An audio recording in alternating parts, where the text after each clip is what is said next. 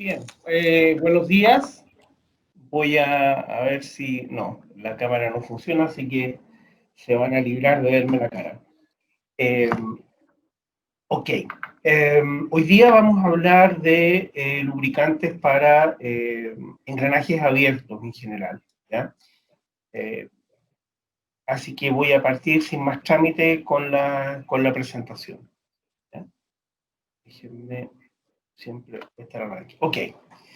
Cuando hablamos de engranajes abiertos, cuando hablamos de engranaje en general, hay que tener en cuenta que es una tecnología que es bastante antigua, 2000, 2500 años, probablemente más. Y hay pruebas testimoniales que hace 2100 años atrás, el estado del arte de fabricación de engranaje era tremendamente sofisticado. En un naufragio que se encontró en las costas de Grecia, apareció este mecanismo que está acá, que es el mecanismo que se identifica como el nombre del lugar donde lo encontraron, anticitera, antiquitera, dependiendo cómo lo ubiquen, que era un sistema que no es muy grande, es una caja de unos 60, 70 centímetros, unos 20 de ancho, que es un sistema muy complejo de engranajes epicicloidales, o sea, sistemas planetarios, hecho en metal, probablemente bronce, con un nivel de engranajes pequeños, muy finos. Por lo tanto, el estado del arte de los engranajes en ese tiempo era muy avanzado. Algo pasó entre medio, o sea, no hay que ser brujo para saber lo que pasó, ¿cierto? Que el uso de estos equipos tan sofisticados y tan desarrollados se fue perdiendo con el tiempo. Y tenemos que para el orden del error de 1500, 1600, teníamos sistemas como estos, digamos.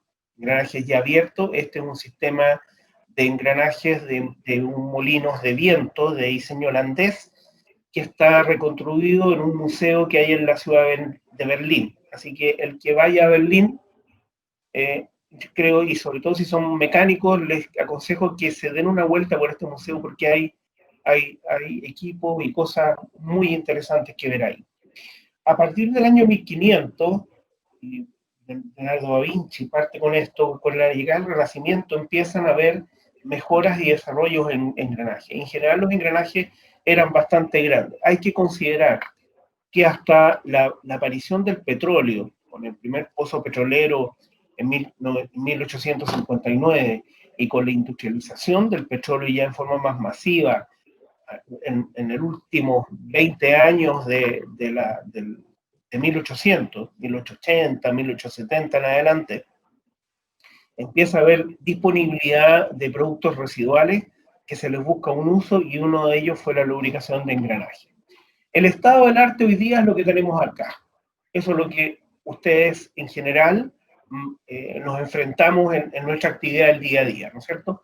Coronas de molino, coronas de hornos de calcinación, que pueden ser de dientes helicoidales, doble helicoidales o dientes rectos. Aquí tenemos un engranaje, una corona, ¿no es cierto?, de dientes rectos, que puede ser usada en un molino y con dimensiones menores, seguramente en el accionamiento de palas hidráulicas y otro tipo de maquinaria de obras públicas, ¿cierto? Ahora, ¿cómo trabajan los engranajes? Los engranajes trabajan mediante, primero, la curva Striebeck, que es la que tenemos acá, va a estar siempre presente, ¿no es cierto? Velocidad cero, este eje es velocidad, viscosidad dividido por la carga, y aquí tenemos el coeficiente de roce, y tenemos que cuando la velocidad cero, la carga es muy alta, o la viscosidad cero, el roce es máximo, y va desarrollando se va moviendo a través de esta curva. En el caso de un engranaje, los engranajes operan mediante un proceso de deslizamiento y rodadura, que es bastante complejo de entender, porque voy a echar a andar, aquí hay una animación, a ver si me funciona. Aquí va. Hay un proceso en las cuales las superficies de los dientes en cierta posición sufren estiramiento y en otra etapa del proceso sufren contracción. Entonces tenemos un proceso de estiramiento y contracción y en el centro del diente hay un proceso de rodadura, Por lo tanto, se mueven a través de la curva de Scribe permanentemente, tanto a la entrada como a la salida del diente. O sea, hace esto completo, este movimiento completo por cada vez que un diente engrana sobre el otro diente. ¿Ya? Ahora, para poder operar, generalmente los engranajes abiertos se trabaja con lubricantes muy viscosos. ANSI ACMA ha definido los engranajes en tres clases. La clase 1, que son dientes rectos helicoidales, la clase 2, que son sin fin coronas, que en este caso no aplica, y la clase 3, que son los engranajes hipoidales.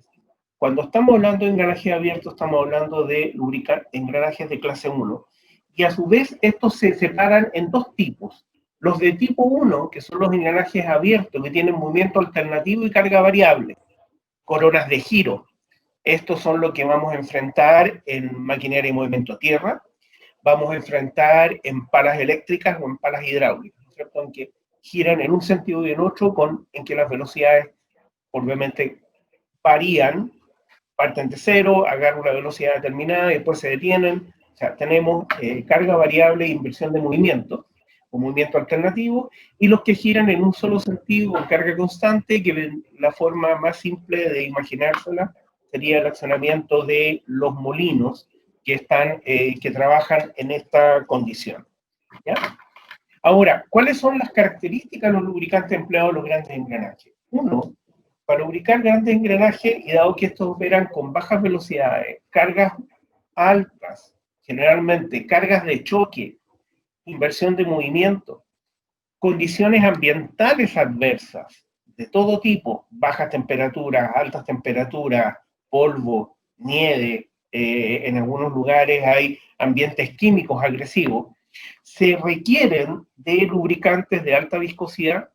En algunos casos se utilizan bastante aditivos de extrema presión, y esto vamos a ver más adelante que es significativo para ciertas filosofías de diseño de lubricantes para engranajes abiertos, el uso de fuertes cargas de aditivos de extrema presión y características que permitan su aplicabilidad, porque es re simple decir, ok, necesito mayor espesor de película, ponga más viscoso. El tema es, ¿y cómo lo aplicamos? ¿Cómo lo llevo al punto? ¿Cómo resuelvo el tema de aplicarlo en el punto, en las condiciones ambientales a las cuales el equipo va a operar? Claro, si estoy a 50 grados, 40 grados, no tengo problema, pero si tengo una variación de temperatura de menos 20, sí tengo un problema, y serio, ¿cierto? Tengo que ver la forma en que, cómo lo aplico. Entonces, las sociedades técnicas han definido 4 grandes grupos de lubricantes a emplear en engranajes abiertos. El primer grupo, que son los más antiguos, son los lubricantes asfálticos. Son de alta viscosidad, estamos hablando de más de 640 centígrados, pero a 100 grados Celsius. No nos confundamos, digamos, estamos hablando que ese producto es prácticamente un producto duro. Es muy pastoso, muy tremendamente viscoso. Para poderlo aplicar normalmente se requiere tener solvente. Antiguamente, hace 40 años atrás, había algunos de estos productos y más, de 40 años para atrás hacia atrás, era frecuente de que los productos se llegaba con el tambor, se hacía una fogata, se ponía sobre el fuego, se derretía el producto y después se aplicaba con una brocha o con un tarro, le iban aplicando todos los engranajes. ¿Ya? Eso obviamente tiene muchos riesgos, muchos problemas, se fue eliminando con el tiempo y se fue reemplazando por agregarle solventes al producto para poderlo aplicar. ¿Ya? Son generalmente negros, muy pegajosos, muy susceptibles al cambio de temperatura ambiental y de operación. ¿Ya? Así que esas son las características típicas de los asfaltos. Tiene un impacto ambiental más o menos importante. Después están los aceites, que hoy día están dentro de los productos más avanzados que hay en el mercado. Se trabaja con aceites de base sintética, algunos pueden tener ciertas características tisotrópicas, que le permiten no solo el cambio con la temperatura, sino que también con la presión. Sobrepresión, como que tienden a ablandarse. Funcionan generalmente en superficies hidrodinámicas en las áreas de contacto, digamos, o sea, trabajan bajo una condición de lubricación hidrodinámica. Estos productos poseen capacidades EP que varían de fabricante a fabricante, desde los 250 kilos de carga soldadura hasta los 800 en el test de 4 bolas. y hay algunas exigencias, como van a ver más adelante, de algunos fabricantes en cargas Timken, y por las sociedades técnicas en cargas FZG. ¿Ya? Después están los lubricantes de tipo compound, que es una filosofía de diseñar productos que tengan una capacidad de carga alta, que incorporen sólidos lubricantes y que además muchos de ellos, para poderse aplicar, tienen que contener solventes, ¿cierto? Esos serían los lubricantes de base compound. Y por último están las grasas propiamente tal, ¿ya? Este tipo de lubricante hay dos corrientes filosóficas, la de los norteamericanos que usan grasa para mantener el lubricante en el punto, se hace un lubricante de alta viscosidad con algo de espesante y que requiere solventes para poderse aplicar, generalmente, y están la tendencia un poco de los europeos, que trabajan con grasas propiamente tal, son espesantes, con aceites bases de viscosidad relativamente alta, pero no tan altas, no llegan a los 200, 300 centímetros a 100 grados, sino que estamos hablando del orden de 1000, 2000, 3000, 4000, 5000, hasta 6000 centímetros a 40 grados, pero que no usan. Hay aquí de producto. Cuando trabajamos con grasa, con una concepción más europea, como la que, como que lo que se define acá, evidentemente el lubricante para poder protegerte tiene que tener una muy buena capacidad de extrema presión. Generalmente son grasas que tienen capacidades de carga de test de 4 bolas sobre los 800 kilos y Timken sobre 60. ¿Sí? Ahora, ¿qué tan importante es la capacidad de P del lubricante por un engranaje abierto que yo voy a utilizar? ¿Qué tan importante es que tenga una alta capacidad de P? Bien relativo el tema, pues. Todo depende de qué tipo de producto estoy usando. Si estoy usando una grasa sin solvente, sí es importante. Si estoy usando un aceite de alta viscosidad o un compound de alta viscosidad, la verdad es que es bastante poco relevante, porque el engranaje va a trabajar, generalmente, va a trabajar en una condición de lubricación elástico-hidrodinámica. O sea, las superficies no se van a tocar, van a estar separadas por una película de lubricante viscosa, gruesa, por lo tanto, no se van a tocar, ¿ya? Ahora, el problema de agregarle, o el riesgo de agregarle una alta carga EP a un lubricante para engranajes abiertos, tiene que ver que cuando yo tengo lubricantes con una alta carga EP en el test de 4 bolas, significa que los aditivos EP son bastante reactivos y pueden generar problemas de micropitting en la superficie en ciertos tipos de acero. ¿No es cierto? Esto es lo que ha definido muy bien en algún momento Flender en sus sistemas de engrane, ¿ya? El micropitting o la mancha gris o el stain, como se definen, ¿ya? Por lo tanto, en general nos vamos a enfrentar que vamos a tener productos que tienen para engranaje abierto de alta viscosidad con altas capacidades de P, algunos y otros con capacidad de P que uno las mira y no se ven tan altas, digamos. Pero realmente puede que no sea necesario tener estas altas presiones. De hecho, las sociedades técnicas no ponen exigencias de altas capacidades de extrema presión para la lubricación de engranajes y en particular de engranajes abiertos. Ahora, hay una guía que es bastante interesante, que son las definiciones que hace Metso al tema. Ellos definen que para los lubricantes de base de tipo asfáltica o compound, la viscosidad mínima que requiere el producto para ser usada en sus engranes es de 640 centímetros a 100 grados Celsius. O sea, requiere de productos tremendamente viscosos. Pero cuando estamos hablando de aceites de base sintética y grasa, el requerimiento baja a 190 centímetros a 100 grados Celsius. Por otra parte, si vamos a las especificaciones de la original de ACMA, que es de los años 70, ¿no es cierto? La ACMA 250.02, hasta la actual ANSI ACMA 9005 F16 de 2016, han ido modificando sus criterios y sus tecnologías, ¿ya es cierto? A medida que las tecnologías han ido avanzando. Ahora, las recomendaciones de viscosidad están en estas dos tablas que se las muestro en las imágenes siguientes, que recomiendan las viscosidades mínimas para lubricación de energía abierto con suministro continuo de lubricante, que sería un sistema de barboteo o una cosa de ese tipo, y otros requerimientos cuando el suministro es intermitente, que es lo que normalmente no vamos a encontrar cuando tenemos sistemas de pulverización sobre los engranajes.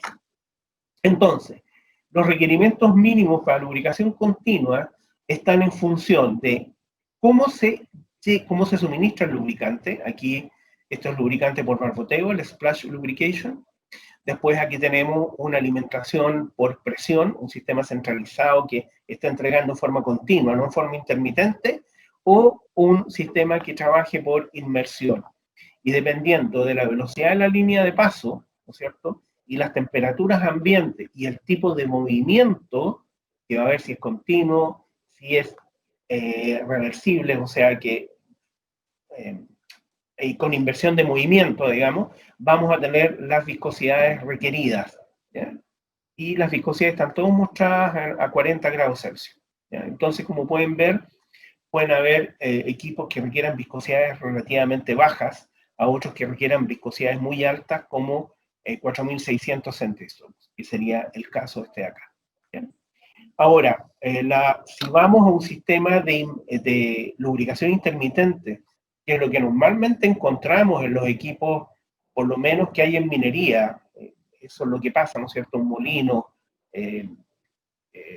tambores aglomeradores, hornos de calcinación, sistemas de lubricación de energía abierta, sistemas de giro, vamos a tener que los requerimientos son más altos, ¿ya? Para lubricantes no residuales, estamos hablando de estos requerimientos que están acá.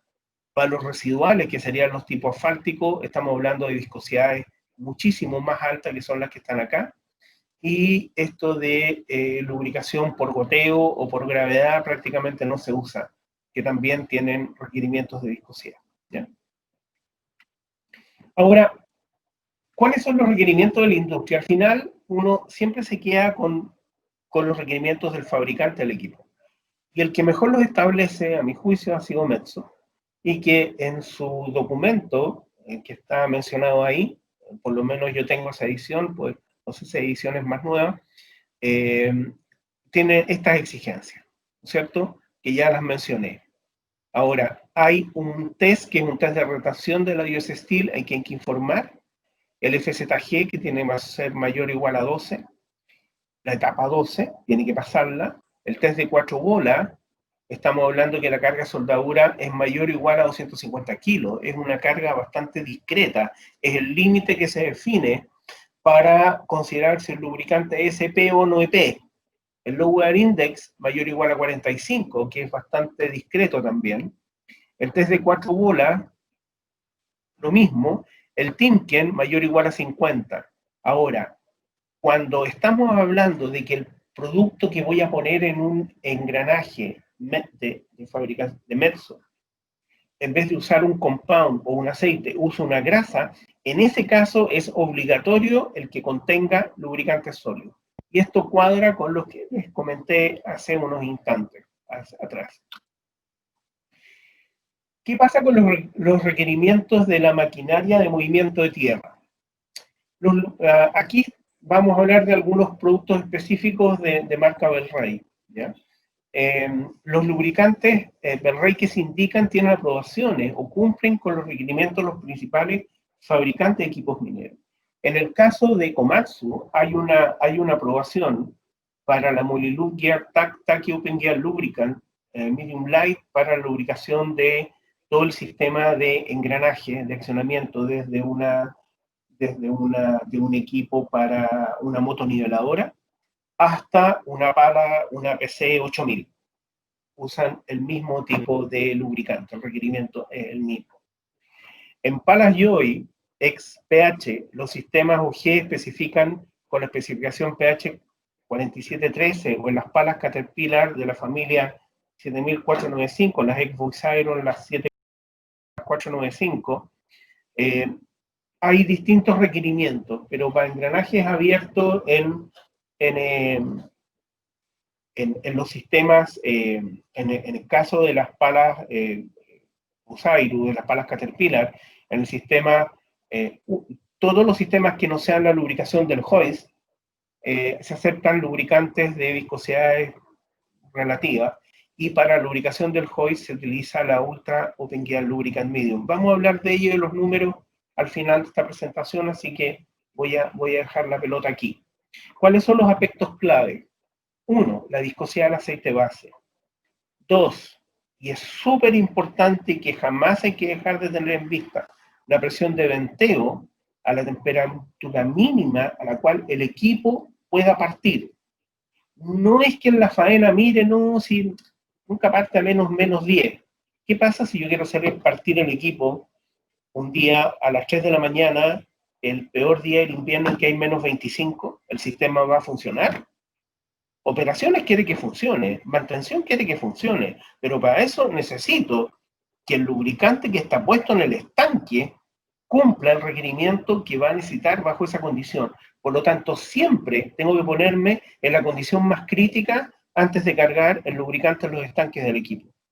Las capacidades de carga, y en el caso nuestro, nuestros productos tienen una experiencia acumulada de más de 40 años en distintos equipos a través de todo el planeta, digamos. Desde Europa hasta China, desde Alaska y desde el norte de Canadá hasta el estrecho Magallanes, ¿no es cierto? Hemos tenido equipos trabajando con productos nuestros a lo largo y ancho del planeta por años. ¿Cómo se calcula la dosificación de lubricante para engranajes abiertos en sistemas rotatorios continuos, o sea, molinos y ese tipo de equipos? Hay varios lineamientos, uno siguiendo los lineamientos de ANSI-ACMA de la 9005-02, otro usando la guía de recomendaciones de Metso, o si no tenemos nada de eso, estoy urgido y tengo que poner una dosificación, esta regla que está aquí abajo es bastante útil, que son 2 gramos por centímetro del ancho del diente por hora. O sea, yo tomo el diente, lo mido y multiplico por 2 por hora. Y esa es la cantidad que tengo que dosificar. Ahora, ¿cuáles son los intervalos de dosificación? Esa es harina de otro costal. Yo lo que defino es la cantidad de gramos por centímetro de diente por hora. ¿Ya?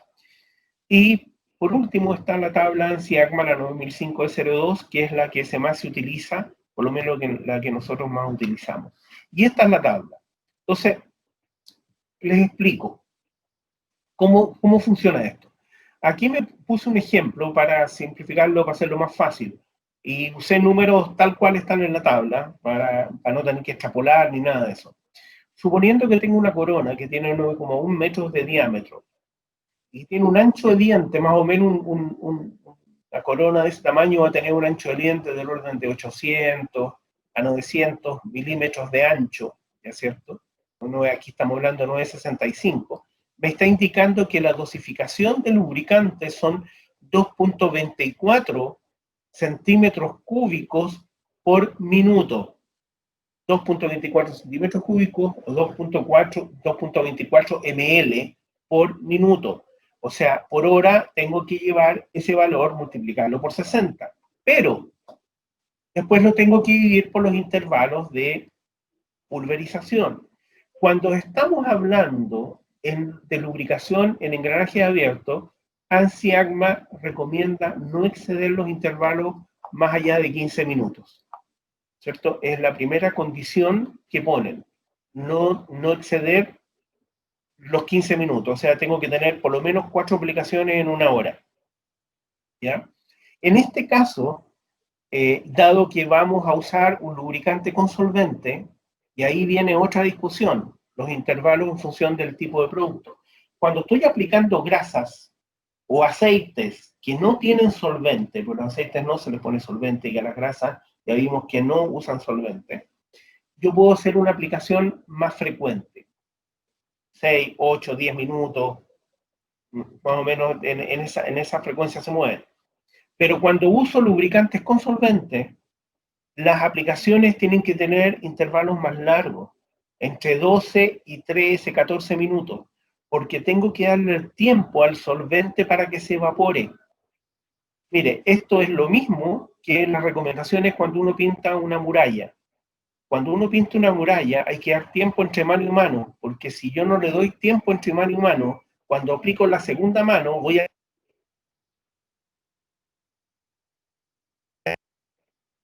un intervalo de tiempo corto. Primero, uno, nunca el lubricante alcanza la viscosidad que ofrece, porque estoy trabajando con un producto diluido. Y segundo, cuando viene la segunda aplicación, arrastra la primera y sigo con un lubricante de baja viscosidad. Hay que darle los tiempos, los intervalos deben estar alrededor de 12 minutos, como más o menos de ese orden, cuando los lubricantes son con solvente. ¿Ya? Ahora, ¿cómo los aplicamos? En general, si miramos la forma de aplicar lubricantes para engranajes abiertos, hay aplicaciones manuales, que son hoy día muy poco frecuentes, desde lubricantes en aerosol a aplicaciones con espátula o con copa gotera. Por ahí me he topado con algunos molinos antiguos de coronas angostitas de 8 centímetros de ancho, 10, 80 milímetros, 100 milímetros, que todavía se lubrican a mano. ¿Ya? Después está la lubricación por goteo, que sería este caso, ¿no es cierto? Y después tenemos la lubricación por baño, que es diente sumergido, rueda de noria. Aquí tenemos una aplicación por diente sumergido, aquí tenemos una por rueda de noria.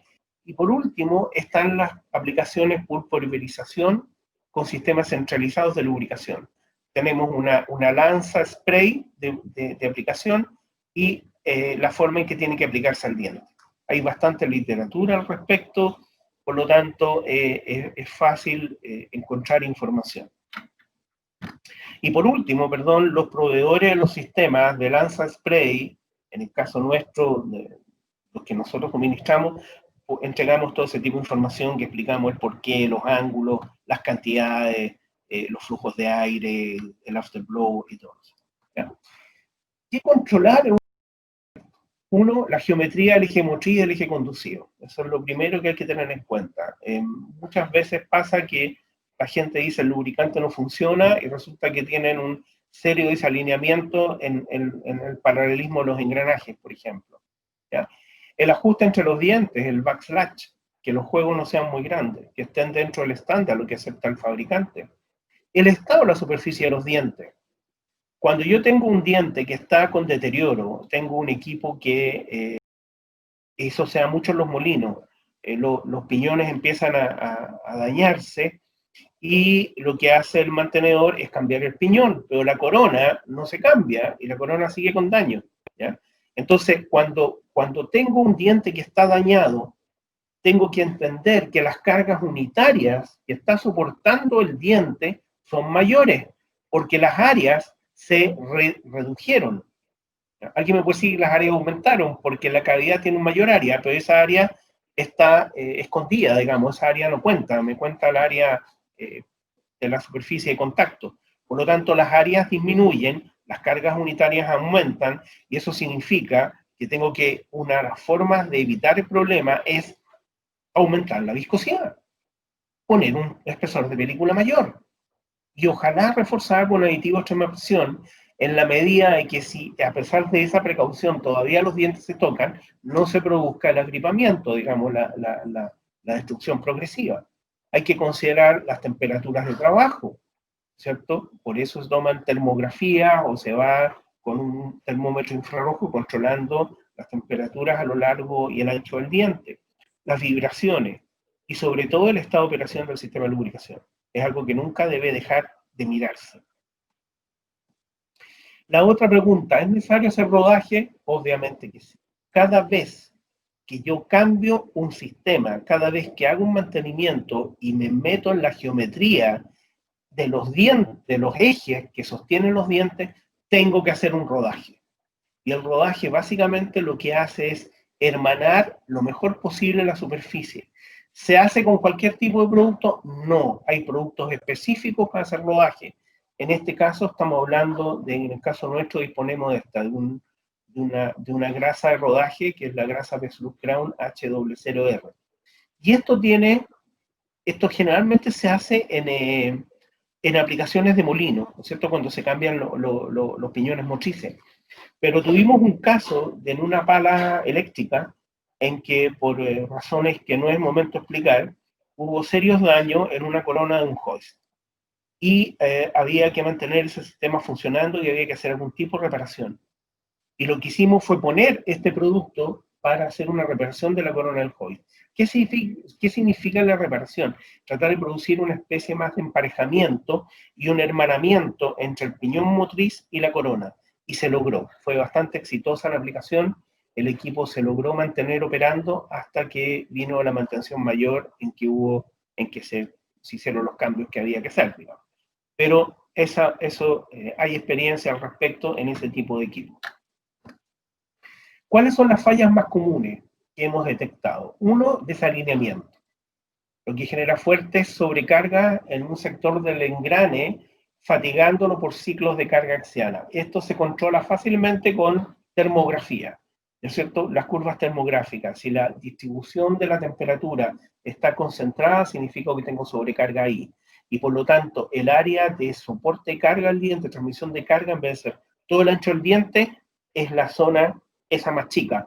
Y eso involucra cargas muy fuertes que terminan en procesos de fatiga que se traducen en pitting y ese tipo de falla. ¿Ya? Controlar vibraciones, la formación plástica de los dientes, o sea, cuando me paso en las cargas y llego a los límites de formación plástica, los dientes se van a deformar. Si el lubricante se ve en la pega, el diente se deforma y no se destruye. Si el lubricante no hace bien la pega, porque la viscosidad no es la adecuada, o la tecnología que tiene no responde, voy a tener una destrucción del diente. No llego a la deformación plástica y se me destruye antes. Lo otro que pasa algunas veces en molinos y en hornos de calcinación es falla en las obras civiles, en las fundaciones, ¿cierto? Que empiezan a destruirse. Y también hay soluciones para eso, que no van por el lado de los lubricantes, pero hay soluciones. Después están las fallas en los sistemas de lubricación, boquillas mal orientadas. En palas eléctricas eso es frecuente. Cae material y golpea las boquillas, y las boquillas, el sistema de lubricación funciona, pero dispara para cualquier parte, menos donde tiene que llegar el lubricante. Entonces, siempre hay que estar revisando eso, la orientación de las boquillas que estén bien puestas, ya sea en las coronas de giro y en las palas PH, en las cremalleras, en lo que lubrica las cremalleras. Boquillas tapadas, ¿cierto? Que los afterglow estén funcionando, ¿ya? En molino, el otro problema que se presenta es el rebalse del material que inunda todo el sistema de engranes y se produce una mezcolanza ahí entre el material que se está moliendo y el lubricante de las coronas. Entonces también hay que estar atento a eso. ¿Cuál es el efecto del medio ambiente en los engranes? ¿Ya? Los engranes que están trabajando. Bastante alto. Afecta a la nieve, afecta a la lluvia, los rangos de las temperaturas ambientales, como ya les dije, los derrames de pulpa, como les mencioné recién, en borde costero, la niebla salina, pero yo diría el que más objeciones nos ha dado es el polvo ambiental. Cuando una faena entra en proceso de escarpe, empieza a abrirse y está trabajando con palas y está limpiando, nos pasó una vez que llegaron y dijeron, oiga, el lubricante no funciona, los engranajes están sin lubricante. Fuimos a ver los equipos y el engranaje tenía lubricante, y es más que suficiente, pero lo veían sin lubricante porque se pegaba el polvo al producto. ¿Ya? Entonces, ahí hubo que hacer algunas modificaciones en términos del tipo de producto, porque un producto que es con base grasa va a tener un mayor efecto visual en cómo se va a ver que si es un producto de más bien aceite. ¿Ya? Entonces hay que hacer un trabajo en términos de una selección adecuada del producto en esa etapa del proceso de apertura de la faena o de trabajo. Ahí después, posteriormente a la faena, puede decir volver al producto original o mantener el que usó durante este periodo. ¿Ya? Y la otra pregunta que yo siempre me hago, yo creo que siempre está subyacente en la cabeza de los usuarios, es ¿qué es mejor, lo negro o lo transparente para lubricar engranajes? En engranajes clase 1 tipo 1, o sea, en coronas de giro, en ese tipo de cosas, probablemente lo negro. Nadie va a estar tranquilo viendo un engranaje que ve el metal y si está trabajando extrayendo minerales en una mina. ¿Ya? Pero en lubricación de molinos sí es mejor lo transparente. Entonces aquí vamos a hacer un pimponeo. Los negros, ¿qué es lo que son? Generalmente son lubricantes de base asfáltica con pauno grasas, o usan aceites negros o contienen sólidos lubricantes. Generalmente lo que se utiliza como sólidos lubricantes son grafitos, y algunos fabricantes, algunos europeos, están usando algunos sólidos lubricantes de color claro, ¿ya? Pero contienen sólidos. Dependiendo de la viscosidad del aceite, pueden requerir solventes, que es lo que normalmente nos vamos a enfrentar. ¿Cuál es el problema? Y esto es particularmente relevante en molinos y en hornos de calcinación.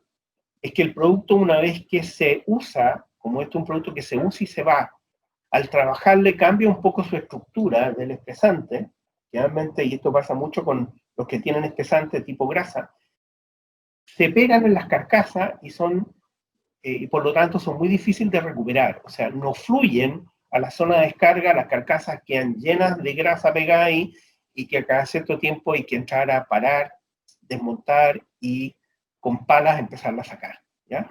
Y el otro tema es que para hacer una inspección de los dientes es necesario detener el equipo y limpiar los dientes a mano o usar algunos productos para una inspección dinámica que puede involucrar algunos riesgos, digamos, como poder limpiar todo.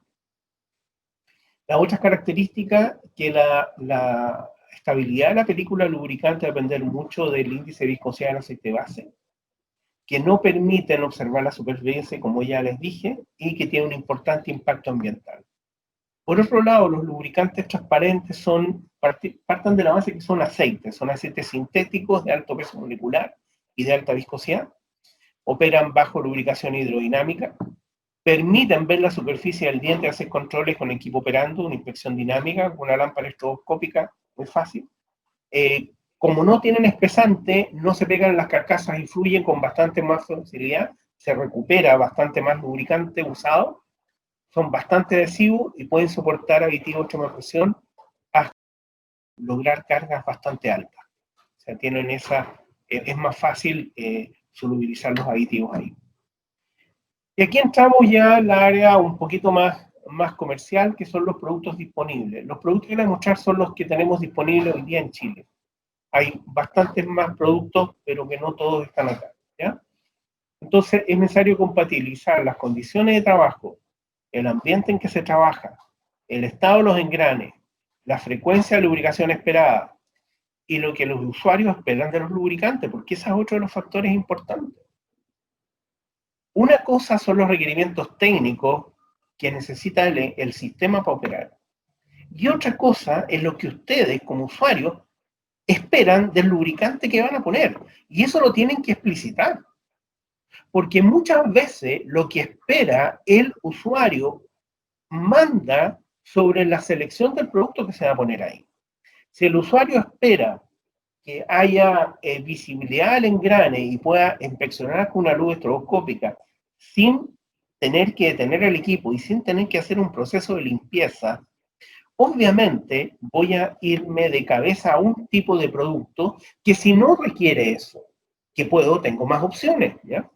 Entonces, ¿qué es lo que disponemos? Tenemos en aceites los lubricantes Ferrari Clear Gear, que parten en el orden de los 10.000 centímetros hacia arriba, y para cuando hay requerimientos de menor viscosidad, estamos trabajando con la Best Look Crown 150 G Plus, que tiene unos productos de viscosidad más baja, que se comportan más como un aceite de alta viscosidad, más que como un lubricante de engranajes abiertos, más conocidos como grasa, ¿ya? Después tenemos los compound, tenemos tres productos, que es la Gear Tacky Open Gear Lubricant Medium Light, que se usa bastante en faenas mineras, la Moly Ultra Open Gear Lubricant y la Mill Gear Compound, que básicamente se utiliza en molinos, ¿ya? Y en grasas hay dos productos, la SF100, y la tengo en grasas porque tiene un espesante, La Best Crown H3000, que es una grasa de diseño europeo, que no tiene solvente, y la Crown M-Fluid, que es otra que es para generalmente aplicaciones en sistemas de barboteo. ¿Ya? Entonces, echémosle una miradita rápida a los productos. No me voy a detener mucho en esto para tener algo de tiempo para preguntas y porque ustedes pueden descargar esta presentación y pueden revisar estos datos las veces que quieran. ¿Ya? Los productos de OG clase 1 tipo 1, o sea, para sistemas con inversión de movimiento, que están en palas eléctricas hidráulicas y otro tipo de maquinaria de obras públicas, los usamos en coronas de giro, tornamesa, cremallera, y otros con velocidad y cargas variables, inversión de movimiento. Aquí hay algunas peculiaridades. Fíjense en esta no es un sistema de giro que vayamos a encontrar en una pala, lo podemos encontrar, por ejemplo, en una grúa de puerto, a lo mejor lo podemos encontrar en la torre de giro de un tanque, en que hay engranaje abierto y rodamiento. En una pala vamos a encontrar algo más parecido a esto. Y aquí vemos que hay algún dato que me gustaría detenerme, que es este.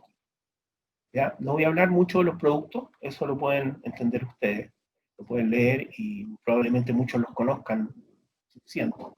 Pero hay un valor que puede prestar a bastante confusión que tiene que ver con la viscosidad aparente. Cada vez que una ficha técnica de un lubricante engranaje abierto indica viscosidad aparente, lo que me está diciendo son dos cosas específicas. Uno, que contiene solventes. Y dos, y la viscosidad aparente lo que me está indicando es qué viscosidad observa el usuario cuando recibe el producto, abre el tambor, aunque no sea, si hay alguien aquí de prevención de riesgo, me querer colgar del mástil, meterle el dedo y ver qué tan viscoso está. Esa es la viscosidad aparente, no es la viscosidad de trabajo. La viscosidad de trabajo va a ser distinta, va a ser la del producto sin solvente. ¿Ya? Pero aquí estamos hablando, por ejemplo, que de estos dos productos en tres versiones distintas, la Arctic y la SF100 Arctic y la AI tienen la misma viscosidad aparente. O sea, yo cuando abro el envase las voy a ver iguales. Pero las viscosidades del aceite base es distinta. Y tenemos el caso de la Ultra, que es un producto que es tremendamente viscoso, tiene 50.000 centistocks a 40 grados, tiene una viscosidad aparente más baja. ¿Por qué? Porque si no, ¿cómo la aplico, pues, señores? ¿Cómo bombeo 50.000 centistocks por una línea? Cuando mi gente me empieza a hacer estos comentarios, le digo, mire, dígale al cliente que con unos 2 o 3 cartuchos de dinamita que le ponga al tambor, capaz que la grasa le llegue al punto más lejano de la bala, porque de otra forma no va a llegar. Por eso se les pone solvente, para que el sistema pueda funcionar, porque si no es tan viscosa que las pérdidas de carga a través de las líneas son tan altas que no hay bomba que sea capaz de tirarla. Entonces, eso es la importancia del dato de la viscosidad aparente, que no tiene nada que ver con la viscosidad operacional. ¿Ya? Después tenemos los aceites. En los aceites, aquí hay tres productos. La Crown G150, la Clear Gear Medium y la Clear Gear Heavy. Las tres son sintéticas. Las temperaturas de operación están indicadas acá en los rangos. Las viscosidades del producto, y aquí esta es la viscosidad que manda, es esta que está aquí, 4.300, 10.800, 28.200, ¿no es cierto? El test Falex está informado acá, ¿ya? El test de 4 bolas, las cargas soldaduras, se fijan aquí hay diferencia. El cumplimiento con Metso, y aquí en esta es la única que le agregué los requerimientos de Metso, Falques, Vedala, porque en las otras se me reducía mucho el espacio y los números van a quedar muy chiquititos, pero esto es aplicable para cualquiera de las tres láminas, ¿ya? Que son los requerimientos mínimos. Y aquí estamos hablando los cumplimientos que tienen. ¿Ya? Entonces, estos son los lubricantes de base aceitosa. Y por último, tenemos los compound. Los compound generalmente los estamos... creo que aquí... no, porque no es un compound. Por eso no está la ultra acá, estaba al principio. ¿Ya? Estamos hablando de que son los que utilizan normalmente en palas habitualmente. ¿ya? En lubricación de ese tipo de equipo. En que está la información de las viscosidades no, aquí está la Ultra, ¿cierto? La Gear Tag tiene 40.000, la Ultra tiene 50.000 y la SF100.000 tiene 12.000. ¿Ya? Y están indicadas acá las presiones de venteo, las que están acá, ¿ya? Y por último, tenemos las grasas. La Crown H3000 es una grasa pulverizable. Y la Crown M-Fluid es una grasa, esta es una grado 0 y esta es una triple 0. Esta es una grasa para sistemas por boteo. Y aquí la vemos funcionando. Aquí tenemos un sistema de rueda de noria, ¿no es cierto? La rueda de noria que toma el lubricante del cárter, lo levanta, moja el piñón que está acá, y esa a su vez va a mojar la corona que está más arriba, ¿ya? Y aquí están los datos y las características que tiene cada uno de estos productos, ¿ya? La viscosidad de ambos es la misma, 3000 centistuca 40 grados. Bien, me quedan unos minutos, así que pasamos a las preguntas.